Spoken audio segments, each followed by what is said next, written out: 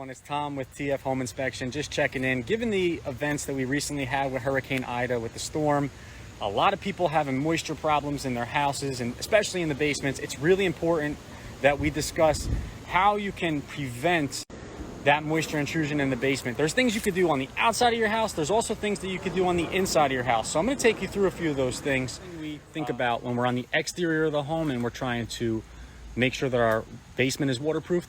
Would be our gutter systems, right? So we have our gutters on the high roof. We want to make sure those are clear of debris, especially in situations where you have tree overhang like you see here. You want to make sure those gutters are clear of debris so that water is flowing through the gutter system and down the downspout rather than spilling over the edge. Another thing that we want to focus on is where the downspout comes to at ground level, right? Buried drain lines like you see here, or an extension that brings the water at least 6 feet away from the house is a great step to take. We're talking about the exterior of the home in relation to waterproofing our basements. We need to take into account our exterior grade as well. Exterior grade is just another term for which way your earth or your soil pitches from the foundation. If your earth is going back towards the house, well, water is going to run back towards the house and penetrate the basement. If your ground is pitched on a positive slope, meaning it's away from the house, water is going to run away from the foundation. Your masonry foundation walls are not waterproof. If water is flowing back towards them, it is going to make its way through the masonry and into your basement. So we need to get this water running and flowing away from the house.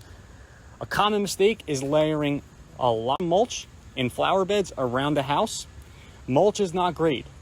When you layer a lot of mulch, the water does not flow with the mulch. It often just hides a negative grade and water goes back towards the house. So now that we have the exterior taken care of, let's talk about the interior. So here in this house we're in, you will see evidence of moisture along this wall. We have some negative grade on the exterior.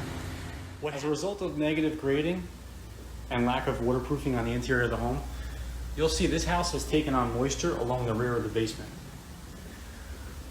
What could be done in this event is installing a French drain underneath the perimeter of the basement floor, which would lead to a sump pump. Some pumps act to discharge this excess moisture away from the home.